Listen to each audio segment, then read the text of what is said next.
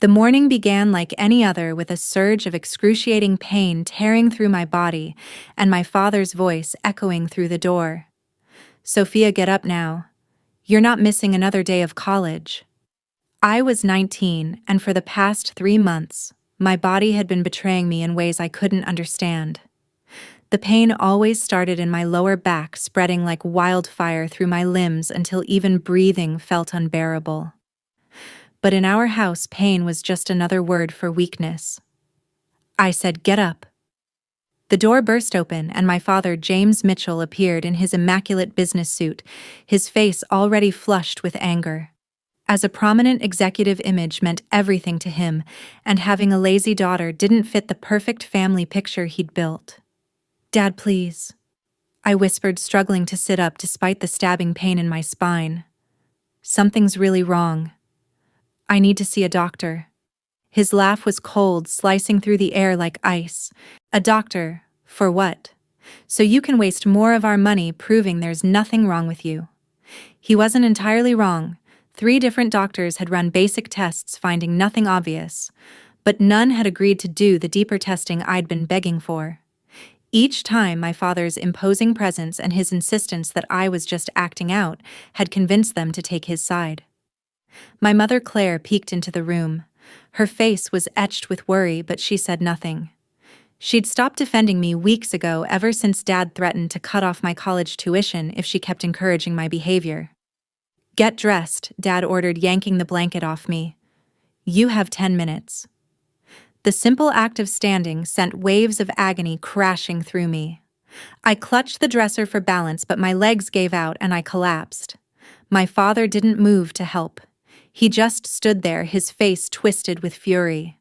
"Enough of this performance," he shouted, his hand striking my face so hard my head snapped to the side. "I've had it with your attention-seeking games." "James." My mother finally spoke, rushing to my side. "She's in pain." "Pain," he scoffed. "She's manipulating us, Claire, just like your sister Sarah did before she ran off with that artist. It runs in your family, this need for drama, this craving for attention." The mention of my Aunt Sarah, Mom's sister, who'd escaped our toxic family years ago, made something inside me break. Through tears and ragged breaths, I looked up at him. "If you're so sure I'm faking, take me to the hospital right now. Let them do an MRI. If they find nothing, I'll never complain again." I saw the challenge flash in his eyes. My father never backed down from a challenge. It was the very trait that had made him so successful in business. "Fine," he spat. "We'll end this charade today. Claire, call the hospital and tell them we're coming. When they find nothing, Sophia, you're going to apologize to everyone you've inconvenienced with this nonsense." The drive to the hospital was painfully silent, broken only by my muffled whimpers whenever the car hit a bump. My father's knuckles were white against the steering wheel, his jaw locked in familiar fury. In the emergency room, his commanding presence initially worked as it always did. The first doctor was already preparing to send me home with anxiety medication. But then, something unexpected happened. Dr. Sarah Chen walked in, a neurologist new to the department, unfamiliar with my father, and more importantly, unimpressed by his authority. "Mr. Mitchell," she said firmly after examining me, "your daughter's symptoms are consistent with several serious neurological conditions. I'm ordering an immediate MRI." "This is ridiculous," my father began, but Dr. Chen cut him off. "What's ridiculous?" she said sharply, "is that this young woman has been in obvious distress for months without receiving proper testing. That ends today." For the first time in my life, I watched someone stand up to my father and win. He sat fuming in the waiting room while I was wheeled away for the scan. Inside the MRI chamber, the machine's loud rhythmic clicking seemed to count down the seconds until my life would change forever. I closed my eyes, equally terrified of 2 possibilities: that they would find something or that they wouldn't. 2 hours later, Dr. Chen returned with the results, her face grave. She placed several images on the light board, pointing to areas that made my mother gasp, and my father leaned forward in his chair. "This," she said, indicating a large mass near my spine should have been detected months ago. Your daughter hasn't been acting. Mr. Mitchell, she's been suffering from a spinal tumor that's been growing increasingly aggressive. The word tumor seemed to echo through the small room. I watched as my father's face drained of color, his usual confidence collapsing as he stared at the scans.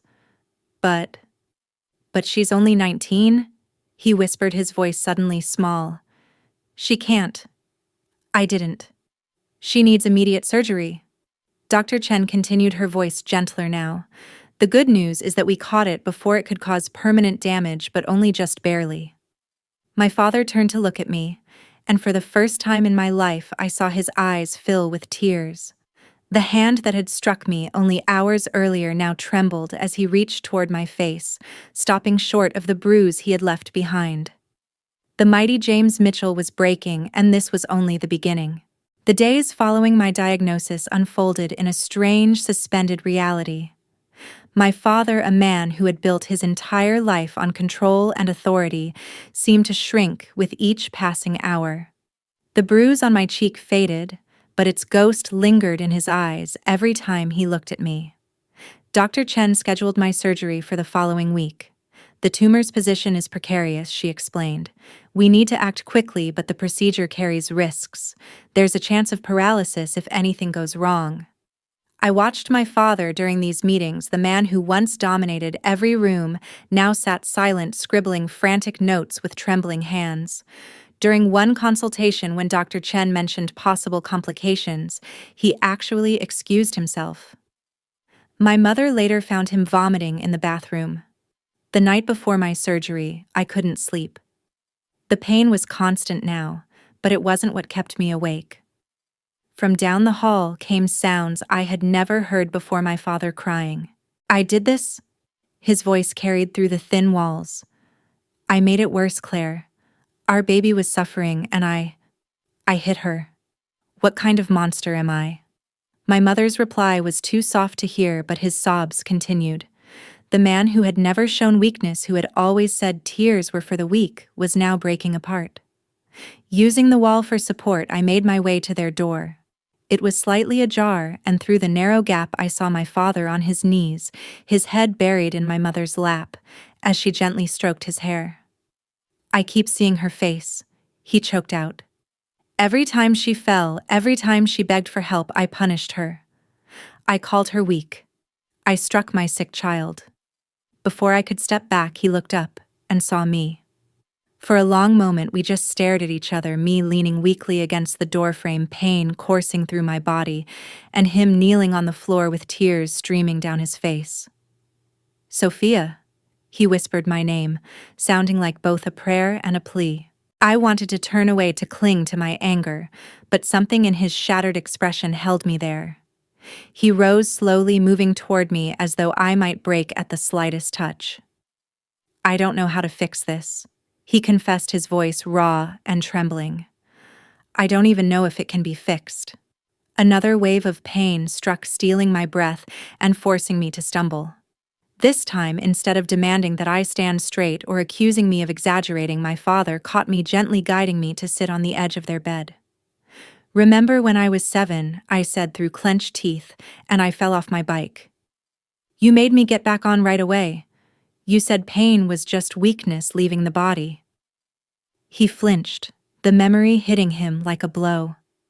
I was wrong, he murmured. God, I was wrong about so many things. You taught me that showing pain meant I was failing you, I continued softly. So when all this started, I tried so hard to hide it. Maybe if I'd spoken up sooner. No, he interrupted, his tone fierce despite the tremor in his voice. Don't you dare blame yourself. This is on me. All of it. He sank to his knees in front of me, his hands hovering near mine, uncertain and trembling. I was so obsessed with making you strong, he said quietly, that I became your greatest weakness. My mother sat beside me, wrapping an arm around my shoulders. For the first time in months, I let myself lean into her comfort. I'm scared, I admitted, words I would never have dared to say before. Me too, my father whispered. Those two simple words marked the greatest change of all. James Mitchell admitting fear, admitting weakness, admitting he had been wrong. He reached up slowly, his fingertips grazing the faded bruise on my cheek. "When you get through this," he said softly, "not if, but when things will be different. I will be different."